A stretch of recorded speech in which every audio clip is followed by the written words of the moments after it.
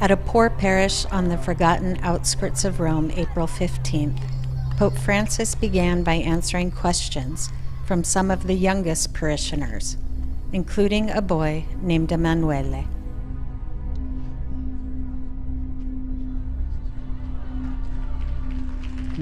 Vieni da me, Emanuele.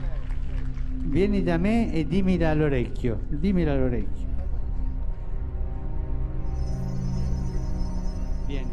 da me. Vieni.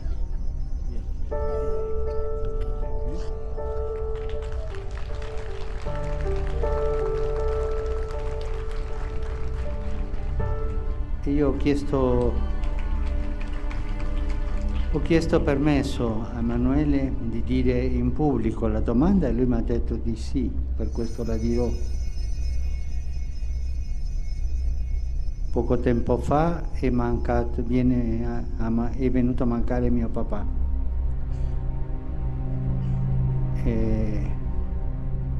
Lui era ateo, ma ci ha fatto battezzare a tutti e 4 figli. Era un uomo bravo. È in cielo, papà?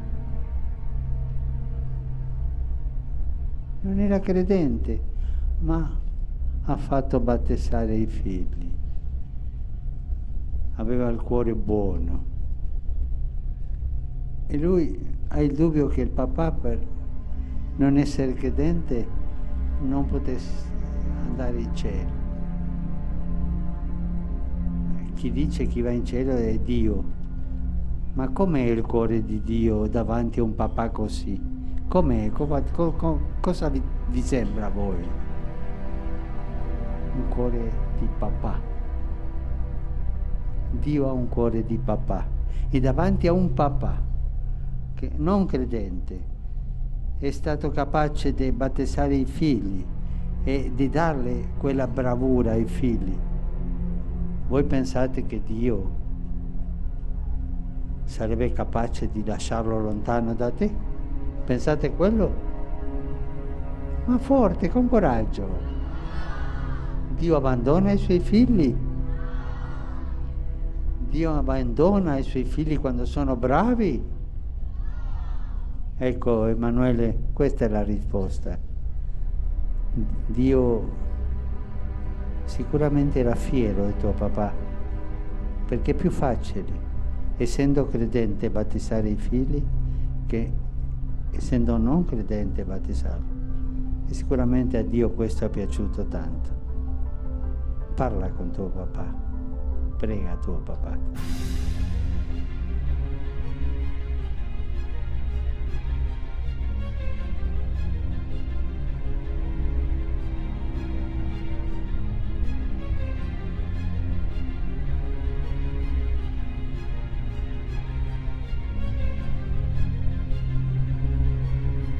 Special Mass at San Francisco's Grace Cathedral. KTVU's Alex Savage is outside the church with more on this unique program. Alex? Yes, certainly unique. Mike, good morning to you. We know a lot of people worship Beyonce. Now an entire service will be dedicated to the Queen Bee.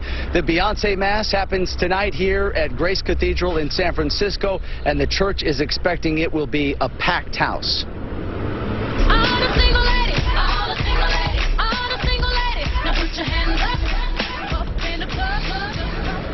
You can bet a lot of churchgoers will be putting their hands up high tonight. Many of Beyonce's hit songs will be woven into tonight's service. Reverend Yolanda Norton will lead the Mass using Beyonce's music as a way to connect with people who feel marginalized and forgotten. And in particular, the service is meant to speak to the struggles of black women.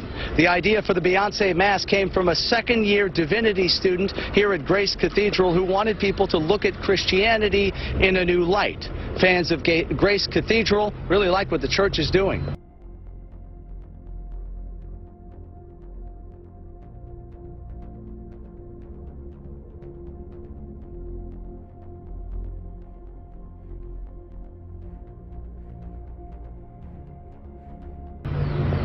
She kind of is a god, so like she's pretty amazing. Like she's kind of a superhuman, so I think that's amazing that she's like taking people to church here, so that's kind of cool. Although we should point out there has been some pushback from fundamentalists to this idea. Some think that this is simply a publicity stunt. However, church officials say they are genuinely trying to bring people together with this Beyonce Mass. The service gets underway at 6:30 tonight. It's open to everyone, but obviously you're going to want to show up early. They are expecting as many as 1,000 people could be on hand for this service later on tonight. Ladies, they wanted her to live into her pop Destiny's Child identity. Beyonce did every song in her repertoire, but she did it with black marching bands and step teams. She sang her song her way. And I believe Beyonce because she reminds us that sometimes you have to do your thing your way. You don't do it on demand. You don't do it for your oppressor. You don't sing when they want you to sing. You sing when God tells you to sing. Never give them your song. Now, the service was meant to empower black women, but all I saw was, never mind. It's all about exploring how black women find their voice, represent the image of God, and create spaces for liberation. That's why we're here today. Wrapped around the side of the cathedral an hour ahead of time to attend the blockbuster Mass. Normally, the Wednesday night Vine service has 50 people in attendance, but with Beyonce in the house, this service had 750 people.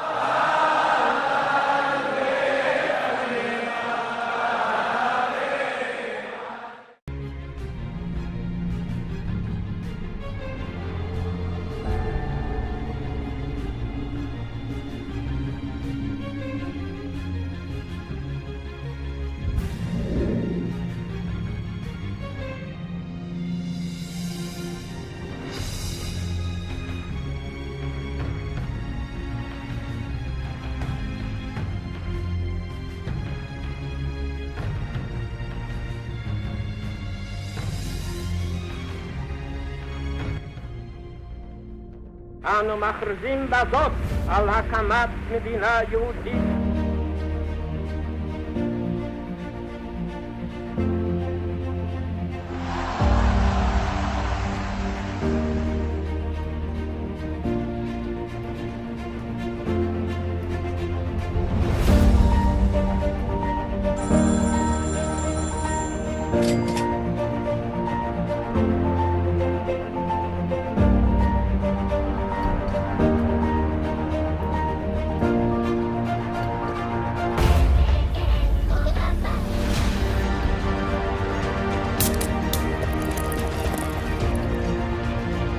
שידור ניסוי ראשון. Golden Meir.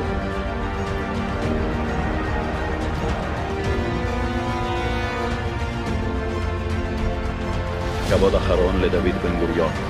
We have been through some difficult times.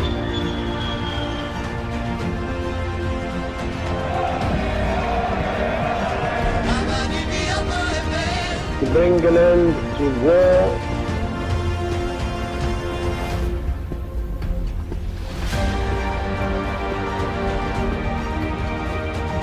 በጣም አመሰግናለሁ።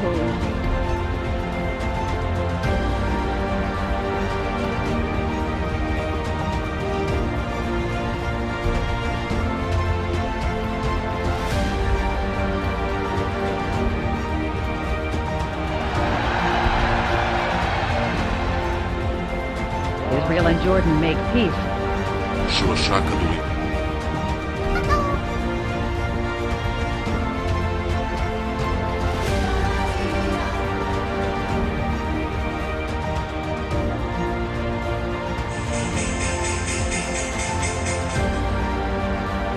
הקשר עם החללית ניתק.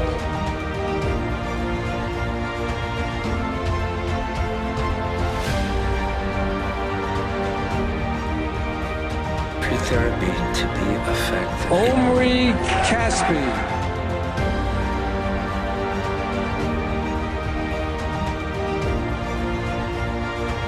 Let's go.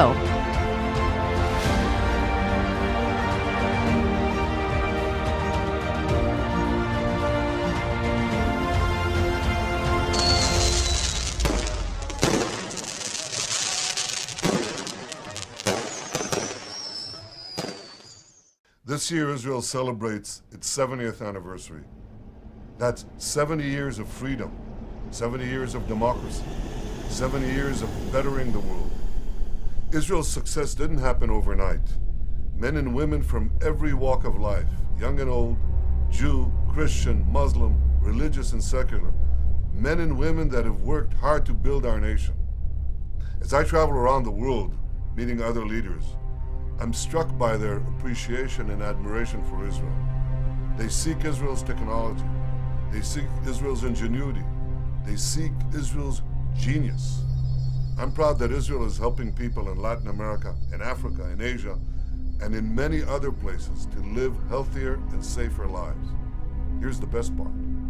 We're just getting started. 70 years is the blink of an eye in historical terms. And I have no doubt that 70 years from now, Israel will be even stronger, even more prosperous than it is today. Thank you to our many friends around the world. Happy birthday, Israel.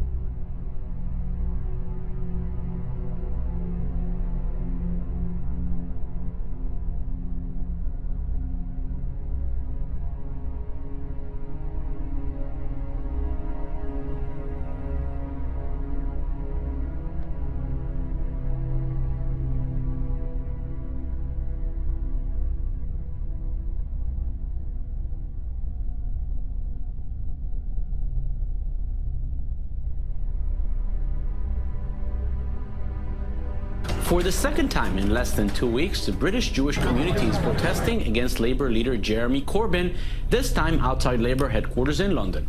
Corbyn, who has been tied to several anti-Semitic comments recently, is asked by protesters to be accountable for his own comments and for the anti-Semitic trend taking over the Labour Party.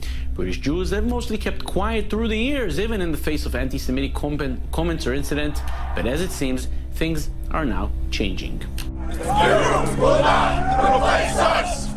You will not replace us! Anti-Semitism worldwide appears to be very much on the rise, especially in Europe and the US, despite a 9% decrease in 2017 of violent attacks against Jews. That's according to a new Tel Aviv University report, which is published every year on the eve of Israel's Holocaust Remembrance Day. It was an unprovoked attack in broad daylight, a sustained assault on young men on the streets of the German capital. The reason? Because one of the victims was wearing a skull cap normally worn by Jews. In fact, he's an Israeli Palestinian, is not Jewish, but was wearing the kippah as a sort of experiment to see how safe Jews are in Germany. Bandaged and badly bruised, 42-year-old Arielis stands with his Brooklyn community just days after he was attacked on Eastern Parkway. I don't understand why, they had to pick me. Police say the Orthodox Jewish man was punched in the face repeatedly about a week and a half ago, left with broken ribs and a broken nose. I wonder, do people realize this is anti-Semitism?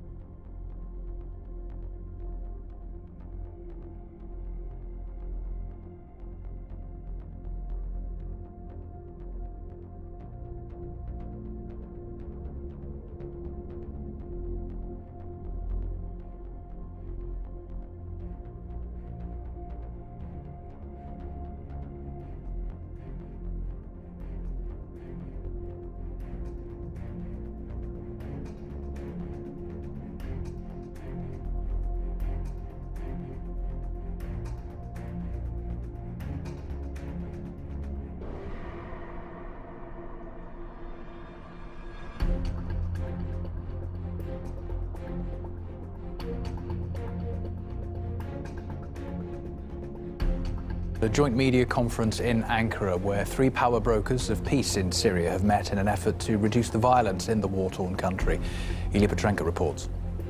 The guarantors have met in Ankara, Turkey, and there's absolutely no doubt about their commitment to what the three countries are doing together, though they are all still here with their own ambitions. Tayyip Erdogan keeps saying that his country won't tolerate the armed Kurdish militias in northern Syria, so the so-called olive branch military op will continue no matter what. Hassan Rouhani, the Iranian leader, says that external powers, though he did specifically mention the US and Israel, are trying to use the terrorists on the ground in Syria to reach some of their own goals. Both Syria and Russia are very much pointing the finger towards Israel as being responsible. What are you hearing from your end?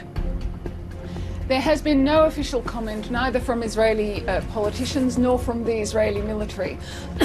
That is the Israeli policy. In the past, when they have carried out attacks, or there have been reports that they've carried out attacks, they neither confirm nor deny. In related news, Russian Foreign Minister Sergei Lavrov asserted that the strike by the United States, France and Britain against Syrian installations had removed any moral obligations Russia had to withhold deliveries of its S-300 anti-aircraft missile system from its Syrian ally. The decision by Russia to weigh the option of supplying Syria with its advanced S-300 systems came after the US, France, and Britain launched 105 missiles last week in retaliation for a suspected chemical weapons attack by government forces on a rebel-held area near Damascus. According to military analysts, the S-300 surface-to-air missile system would improve Russia's ability to control airspace in Syria, where Moscow's forces support the government of President Bashar al-Assad, and could be aimed at deterring future military actions by the West.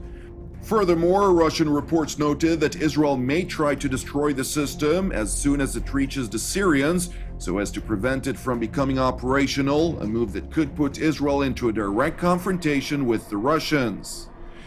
Meanwhile, in the Chinese capital Beijing, Russian Foreign Minister Sergei Lavrov announced an agreement with his Chinese counterpart in which Moscow and Beijing would work together to block any attempt by Washington to sabotage the nuclear agreement with Iran. Well, this was historic and unthinkable just a few months ago. The extraordinary sight of Kim Jong-un walking across this DMZ and then signing an agreement to rid his country of nuclear weapons. Now, it is vague, it does lack detail, but the stage is now set for another possible summit between President Trump and Kim, and President Trump tweeting in the last few minutes about what he calls a historic meeting. He says good things are happening, but only time will tell. No North Korean leader has ever done it. Kim Jong-un stepping into South Korea with a handshake for its President Moon.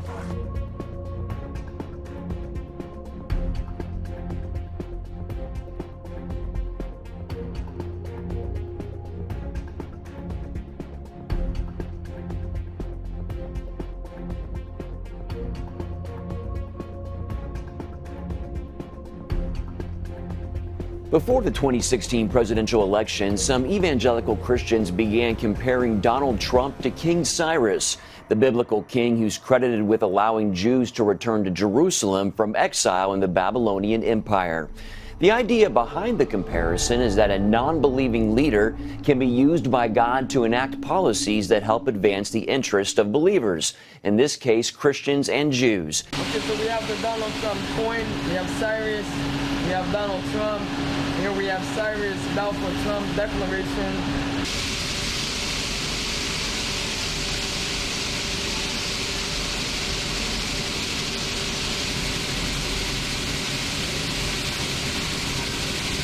We have in Hebrew Sarat Balfour Trump, and we have the temple which has spread. A few months ago, President Donald Trump declared that Jerusalem is the capital of Israel. The Holy Jerusalem is the capital of Israel. We want to say thank you. We want to show our gratitude to that big declaration, and that's why we put President Donald Trump next to King Cyrus on our special coin. The income from these donations are going to be used for the rebuilding and education of the Third Temple.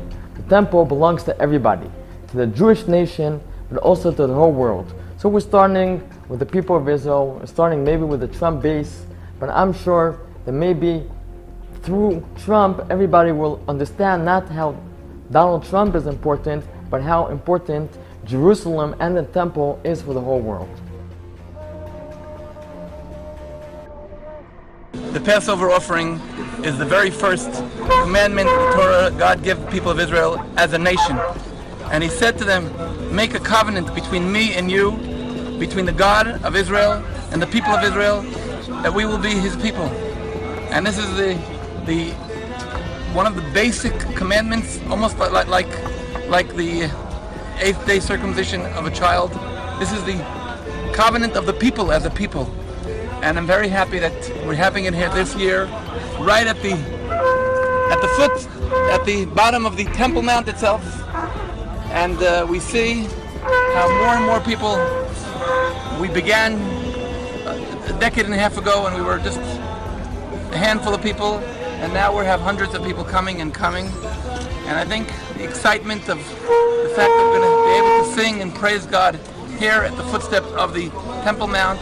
This year, 70th anniversary of Israel, when President of the United States recognized Jerusalem as the capital of the state of Israel, with the announcing the building of the embassy here in Jerusalem.